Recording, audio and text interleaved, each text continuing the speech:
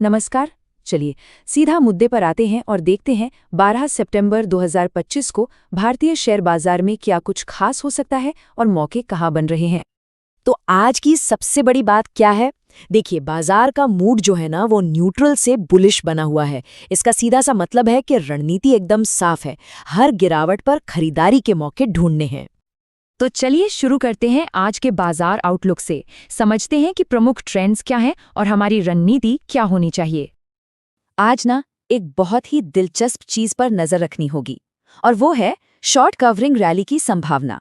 मतलब, अगर global data अच्छा आ गया तो जिन लोगों ने बाजार गिरने पर दांव लगाया है उन्हें अपनी पोजीशन कवर करने के लिए खरीदारी करनी पड़ेगी, और इससे बाजार को एक अच्छा खासा पुश मिल सकता है।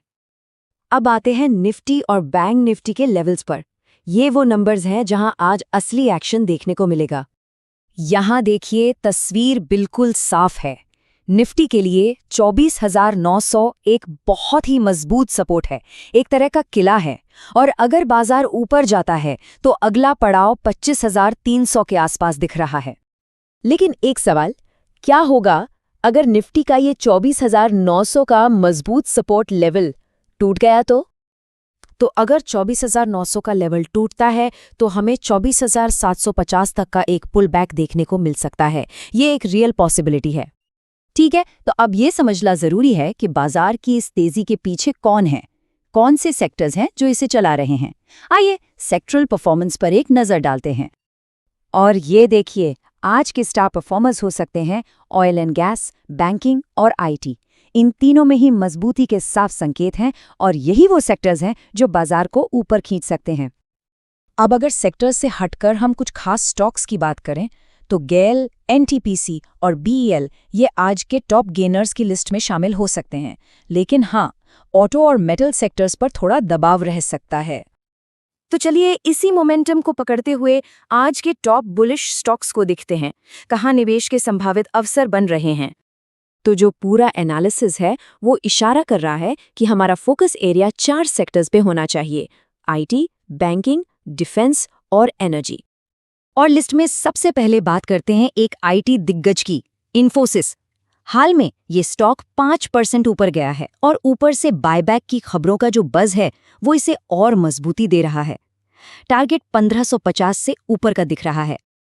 फिर आता है डिफेंस सेक्टर का सितारा, भारत इलेक्ट्रॉनिक्स यानी बीईएल।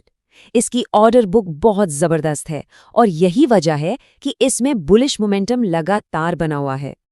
और भी कुछ दमदार नाम है इस लिस्ट में: टीसीएस, जहां ग्लोबल टेक में उम्मीदें बढ़ी हैं; एसबीआई, जो पीएसयू बैंकों की मजबूती दिखा रहा है 800 प्लस के टारगेट के साथ; एनर्जी में गेल और एनटीपीसी भी फोकस में है; और हाँ, एचसीएल टेक भी डिजिटल सर्विसेज की ग्रोथ के दम पर अच्छा कर सकता है।